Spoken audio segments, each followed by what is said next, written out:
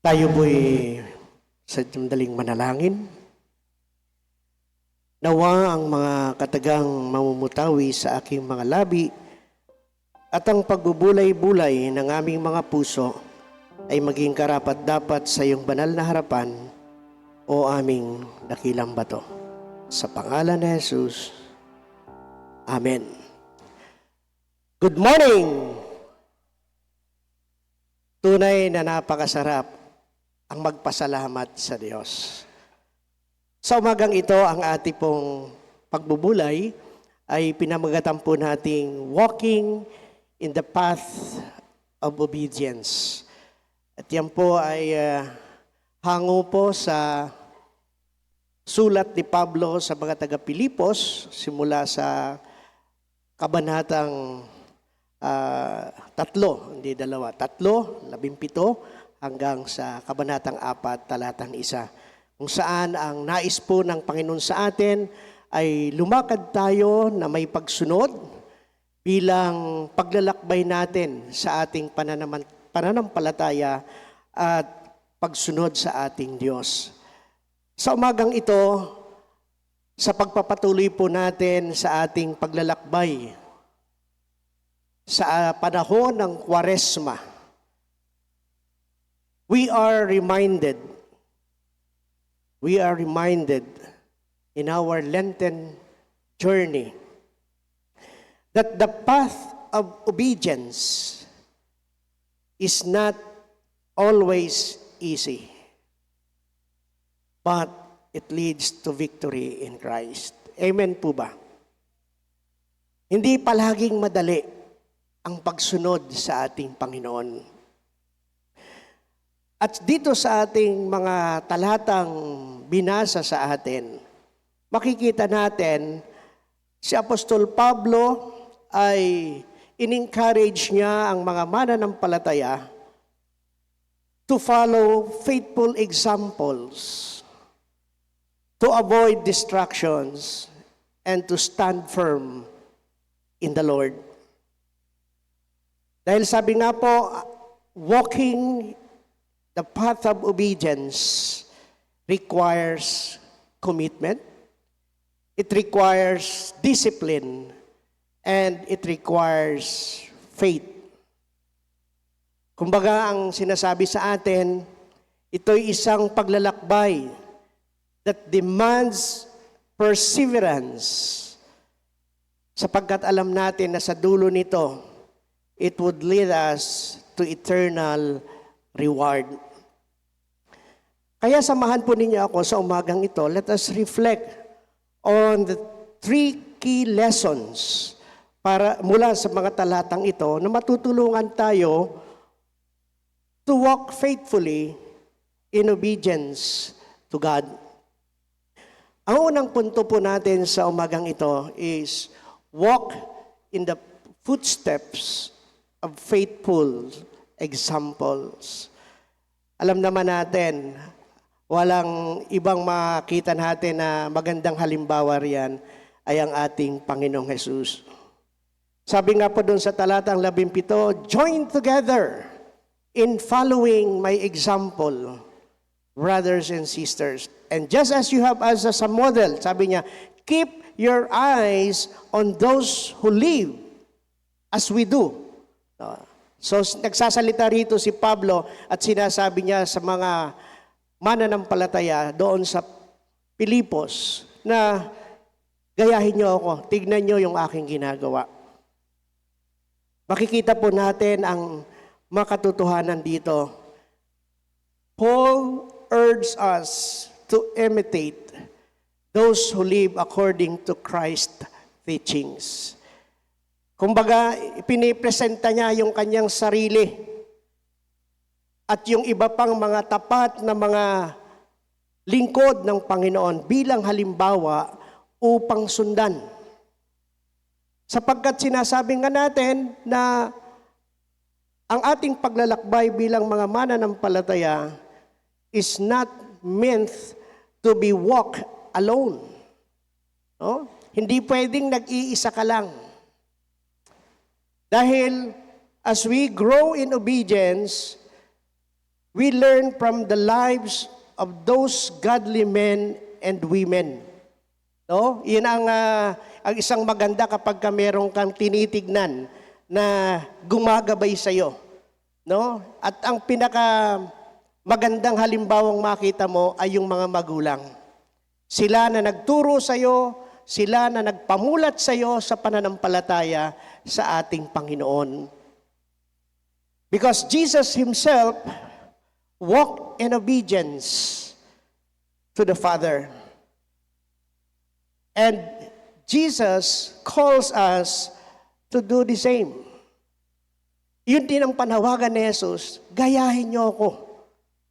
Because in every generations, there are faithful believers who inspire and challenge us to grow in faith. Maaring ito yung mga nagtuturo sa iyo sa Sunday school. Maaring ito yung mga mentor natin sa ating pananampalatayang paglalakbay. At masasabi natin na napakaganda pala na kung sa ating paglalakbay na ito ay meron tayong kasama, hindi lamang ang Panginoon, kundi yung ating mga kapatid sa pananampalataya na handang gumabay sa atin. Kaya nga sa ating pagsasapamuhay, let us identify and spend time with mature believers. Bakit mature? Mahirap kung ang lalapitan mo mga immature. No? Kaya tinan mo yung mga kabataan, pagka sila may problema, sino yung nilalapitan? Yung mga kaibigan din nilang wala pa ring alam. Yung mga wala pa ring karanasan. Kaya pag nagsabi, alam mo nanay ko, ang sungit-sungit. Sasabihin ng kaibigan, ay, ganyan din nanay ko. Ayan. So, sa halip na bigyan siya na, di siguro na kaya lang naman nagsusungit, siguro dahil, yan. Dapat ganun yung hinahanap natin na makakasama. Kaya nga dapat iyon yung i-identify natin sa ating buhay. Those believer who exhibit Christ-like obedience. No? Ibig sabihin, magsasama tayo doon sa mga tao na alam natin maganda ang layunin sa buhay. No? Maghanap tayo ng mga mentor na alam natin dadalhin tayo sa tuwid na landas. Magbasa tayo, sabi nga ng mga salita ng Panginoon, at hanapin natin yung mga tapat na lingkod ng Diyos. Yun ang ating pag-aralan. No? Ang mga bata ngayon, ang alam na alam nila yung mga cartoons. Meron naman pwedeng panooring mga Bible stories. No, dapat yun yung itinuturo natin. Kasi mga bata, pagka-gadget na ang hawak at hinayaan na natin kung ano-ano na yung mga pinipindot at iba-iba na yung makikita mo sa mga bata ngayon. No? Ano kaya pagtanda nun? Baka pag tinanong mo at kininto mo si Daniel, kung hindi siya umaatin ng Sunday school, sino yun si Daniel? No? Pagkakwento mo tungkol si David, sino yun si David? No? Pero ibigay mo yung mga pangalan ng mga karakter sa sa anime, sa uladong lahat. Ha? Magugulat ka sa mga bata ngayon. Mga kapatid, subukan natin, gawin natin, and then reflect sa ating mga buhay. Tayo ba ay modelo rin ng pagsunod para sa iba? Baka naman, lagi natin silang napupuna, pero tayo naman ay ganun din. Di ba, sabi nga ng Panginoon, bago mo punahin ang puwing sa mata ng iyong kapwa, linisin mo muna ang puwing sa iyong mga mata.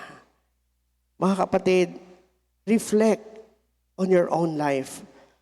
Kumbaga tayo ba, nagiging magandang halimbawa ba tayo para yung mga yung nakakakita sa atin, yun din yung sinusunod. Kaya huwag kayong magtaka kapag sa loob ng tahanan, malulutong ang mga salita mong naririnig ng mga bata, paglabas niyan, yun din, malulutong. Diba? Mga kapatid, huwag na nating hintayin pa. Let us imitate those who are faithful. At dapat tayo mismo maging faithful din tayong halimbawa. Then, let us make a commitment, no? Sa pagbabasa ng salita ng Panginoon, sa pananalangin, to follow the discipline of faithful role models in the faith. No? Mahirap sabihin na manalangin kayo pero hindi tayo para yung mga bata, pag sinasabi, punta kayo doon sa Sunday school, pero ikaw hindi ka nagsa-Sunday school. No? Dapat sana pag inayang mo, nak, tayo na, mag-Sunday school tayo. Yan. Kasama ka sa mag-aaral.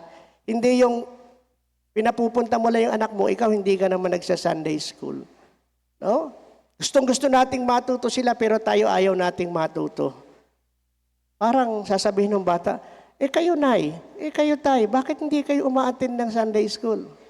Diba sinasabi natin, lagi kayong dumalo sa mga gawain, huwag niyong kakaligtaan. Pero bakit hindi tayo nakakadalo? So makita, kinakailangan magandang halimbawa tayo. Walk in the footsteps of Jesus. At maganda pong paalala yan sa atin. At ang isang magandang ilustrasyon po nito sa atin ay yung mga mananakbo. Yung mga mananakbo, ang tinitingnan nila yung mga experienced runners and athletes. Di ba? Hindi naman yan agad-agad na sumasabay sa mga mabibilis tumakbo. Oh. Ikaw ba, pagkatatakbo ka, sasabihin mo, Usain Bolt, pwede bang ikaw ang makasabay ko sa pagtakbo? Abay, napakabilis ng taong yon. No? Hindi ka pwedeng sumabay doon. So titignan mo sila, paano kaya siya tumakbo ng ganong kabilis? So yung sinasabi po sa atin dito, likewise in our spiritual journey, we need faithful role models na mag-i-inspire sa atin to stay on the course. No? Kasi pagka wala pong gumagabay sa atin, wala tayong tinitignang modelo. Kaya tingnan mo, kapag ang isang tahanan, walang makitang magandang halimbawa, paglabas niyan, distorted siya. Hindi niya alam kung ano yung susundan niya. No? Pero naisip niyo ba, kung tayo bilang mga magulang, hindi tayo naging magandang halimbawa, kanino babalik kaya yan? Ba? Sasabihin lang sa mga bata, yan ba tinuro ng magulang mo? Ba? Sa atin babalik din yon. Naalala ko noong mga panahon, sabi niya, alam mo mga kabataan ngayong iba. Pero, ang tanong, tayo ba? Ano bang ipinasa natin sa kanila? Kaya dapat makita natin na huwag natin questionin yung mga bata kung bakit ganyan sila. Tignan natin yung kahapon, ano ang ating ginawa. Kaya narito tayo ngayon sa pag-aalagad. Hinahamon tayo. Gusto natin na silang lahat ay maging kabahagi sa dakilang atas ng Panginoon. So tayo ba? Anong ginagawa natin? Tayo ba'y magandang halimbawa rin? So yan ang isang napakagandang paalala sa atin. At yung ikalawang punto, beware of distractions that lead away from obedience. Mga kapatid, sabi nga po doon sa talatang 18, for as I have often told you before and now, tell you again, even with tears. Alam mo si Pablo, ganun talaga iniiyakan niya. Sabi niya, many live as enemies of the cross of Christ. Doon po sa talatang 18 sa ating binasa, sabi niya, malimit kong sabihin sa inyo, at ngayon luhaang inuulit ito, marami ang namumuhay bilang mga kaaway ng krus ni Kristo. Si Kristo wala na sa krus, pero patuloy pa rin nating ipinapako sa krus si Kristo tuwing tayo'y patuloy na gumagawa ng kasalanan. Mga kapatid, malinaw po ang sinasabi sa atin. Si Pablo talaga naman pong nalulungkot. He grieves over those who abandoned obedience. Di ba pagka mga bata, maliliit pa, napapasunod mo pa yan. Pag lumaki na at sumuwag na sa'yo, di ba sakit sa ulo? No? Mas marunong pa sa atin. O, di ba? Siguro sa kaalaman ng teknolohiya, mas marunong. Pero sabi nga, yung practical na buhay, kaya nga madalas nating naririnig, ba? Papunta pa lang kayo, pauwi na kami. No? Kaya lang nangangatwiran, ba't di tayo nagkasalubong? Eh kasi nga iba yung dinadaanan mo. Iba yung landas mo. Kaya hindi mo nakakasalubong. Mga kapatid, ganun po dapat tayo. Kapag ka meron tayong mga kapatid na lumalayo sa pagsunod, dapat iniluluha din natin, Lord, itong kapatid kong ito, napakasipag po nito noon. Anyari? Ba? Dapat ganon din yung ating damdamin. Kaya dito ipinakita po ni Pablo, sila yung mga tao na sabi, they focus on earthly pleasures instead of seeking the will of God. No? Tingnan niyo yung sinasabi rito. Saan sila nakafocus? Sa mga material na bagay. Sa mga hilig ng laman. At yan po yung nakakalungkot. Huwag nating sabihin, di, Kristiyano na naman ako. Ligtas na naman ako. Kapatid, siyasatin natin ang ating sarili. Tayo ba ay talagang sumusunod sa kalooban ng Panginoon o ang ating tinitignan lamang ay yung mga bagay dito sa mundo? Isipin po natin, hindi ito ang ating tahanan. Kaya nga po yung ginamit po doon na salita, yung their God is their stomach. No? At dito sinasabi sa atin, they are driven by their desires. Maging ito man ay pagkain, kayamanan, o personal na satisfaksyon. Ito kasi yung ino-offer ng sanlibutan sa atin palagi. No? Tingnan mo yung mga tindahan ngayon, 24/7. O paano na yung kay Lord? Di ba? Ay may shifting naman ho. Ay kaso, pag shifting mo gabi, anong gagawin mo kinabukasan? Tulog. O, pag linggo, alba, nag-shift ka ng Sabado ng gabi. Gising ka buong magdamag. Hanggang 9:00 ng umaga, gising ka. Nilagyan mo na ng palito para wag lang sumara yung mata. O, makakapagsimba ka pa kaya sa araw ng linggo? Hindi na. Kasi nga, naubos na yung oras mo. Kasi nga, ang distraction ng kaaway, napakarami. But true fulfillment is in God. Naghahanap ka ng trabaho? Naghahanap ka ng kaibigan? Naghahanap ka ng partner sa buhay? Hanapin mo sa Panginoon. Doon mo yan masusumpungan. Pero kung hinahanap mo yan sa sanlibutan, hindi mo yan makikita. Kaya sabi, get rid of distractions. Sabi mo nga sa katabi mo, get rid of distractions. Yan. Hindi ko muna katingin lang ako kay Kuya Richard. Kuya Richard lang ang aking sinasabihan. Dapat yung katabi nyo, sinabihan nyo rin. Get rid of distraction. Iwasan na ninyo ang mga nakahahadlang. Oh, amen po ba? Ayan, parang di narinig sa dulo ng... Rinig naman, rinig. Ayan, rinig sa likod rinig. Nagtaas ng kamay si Kuya Neil. So mga kapatid, yung sinasabi sa atin, napakaganda pong paalaala. Magkaroon tayo ng self-evaluation. No? Sa ating pag-apply, evaluate what competes for your devotion to God. Next slide. No, makikita natin diyan. Kinakailangan ini-evaluate natin yung ating mga sarili regularly. No? What are those things sa ating buhay na nakikipag-compete sa ating atensyon, sa ating Panginoon? Dapat alam natin yan. Baka yan ay social media. Ayan. Oras ng pagbabasa ng Biblia, nasa mga reels ka pa rin. Akala tuloy ng iba, yung reels, libro na rin sa Biblia. No? TikTok, yan, mag-umaga.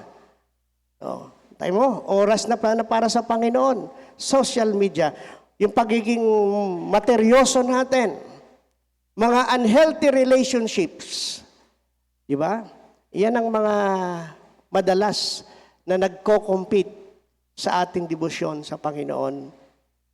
And then, set boundaries, no?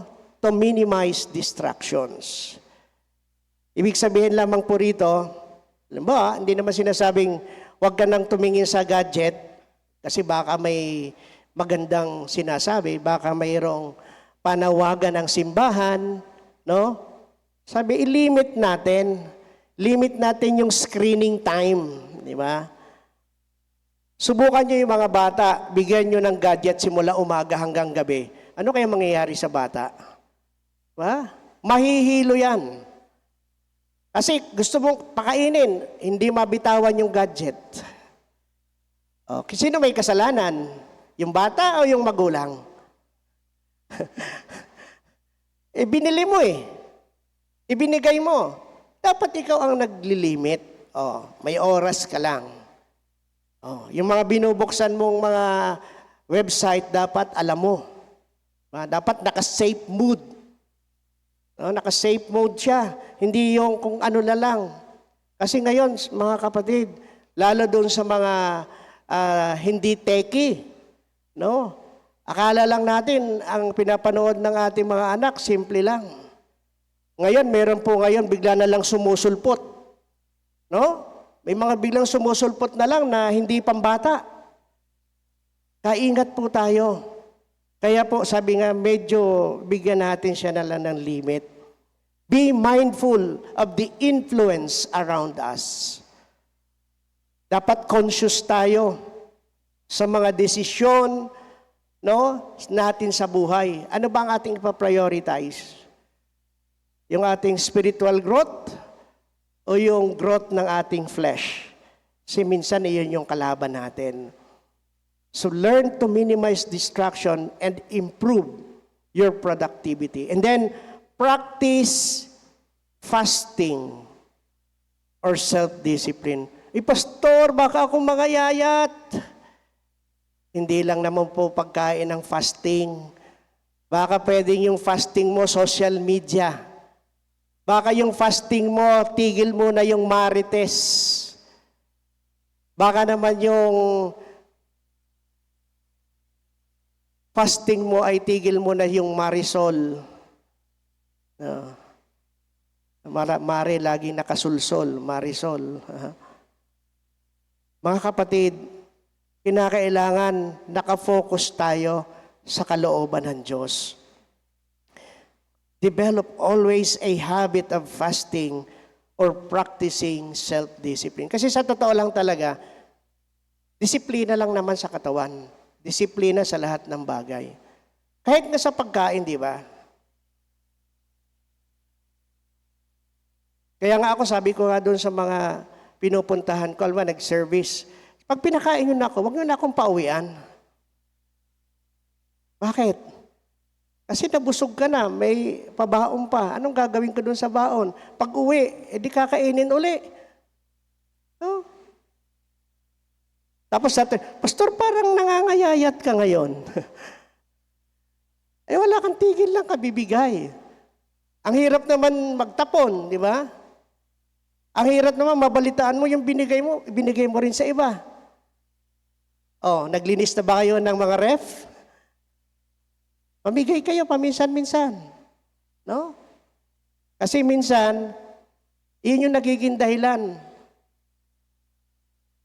Mga kapatid, Focus on God's will rather than those temporary pleasures. At ang isang napakagandang ilustrasyon po sa atin riyan ay yung pong driver na lagi na lamang nakahawak ng cellphone. Kadalasan, it end up in accident. Di ba? Kapag ka ikaw ay lagi na lang may hawak na cellphone, o kaya naman naka-earphone ka lang, wala kang hawak na cellphone, nahando na lang. Hindi mo naman naririnig, may bumubusina. Kadalasan. Kaya nga ang mensahe sa atin, just as distraction can cause accidents, worldly distractions can make us lose our way spiritually. Kumbaga, we risk losing our way spiritually. Yan, napakagandang paalala sa atin yan. No? Pag nakakakita kayo ng ganyan, tignan ninyo yung buhay ninyo. Pag maraming distractions, yung paglago, sigurado yan, mabagal. At yung pangatlo, stand firm in the Lord as we walk in obedience. Mga kapatid, sabi nga po doon sa talatang, but our citizenship is in heaven, and we eagerly await a Savior from there, the Lord Jesus Christ. Pinapaalala po sa atin ni Pablo that our true home is in heaven, and our life should reflect that reality. Parang naalala ko yung isang awit ni Eric Clapton nung namatay yung anak niya na nahulog sa mataas na building. Sabi niya, would you know my name? We're in heaven. When we're in heaven. Kung alam natin na yung pala yung tahanan natin, bakit hinahayaan natin hindi tayo doon mapunta? Mga kapatid, ito yung realidad ng buhay. Tayo po'y lahat lamang mga manlalakbay dito sa lupa. Dahil ang totoo nating tahanan ay doon sa kalangitan. Because walking in obedience means standing firm in faith despite challenges. Iyon dapat po ang dapat na pagsunod natin. Kahit na humaharap tayo sa mga pagsubok, sa mga oposisyon, manatili po tayong firm sa ating pananampalataya.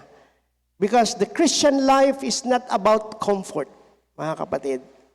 It is about faithfulness. Hindi yung okay naman ako. Hindi po yon. Ang kinakailangan sa atin dito ay katapatan sa Diyos. Because those who endure will receive eternal reward in Christ. Kasi nga, minsan kasi sinasabi natin, hindi ko kasi kaya. Pero God provides strength to endure spiritual battles. Yun ang totoo. Kaya nga, di ba laging sinasabi ng Panginoon, the battle is mine. Hindi yan sa inyo. Kaya nga, panghawakan natin ang Panginoon. And Paul encouraged us to stand firm because he knows that spiritual battles will come. Alam niya, darating at darating tayo sa pagsubok. Pero kung hahawak lang tayo sa Panginoon, we will not be shaken.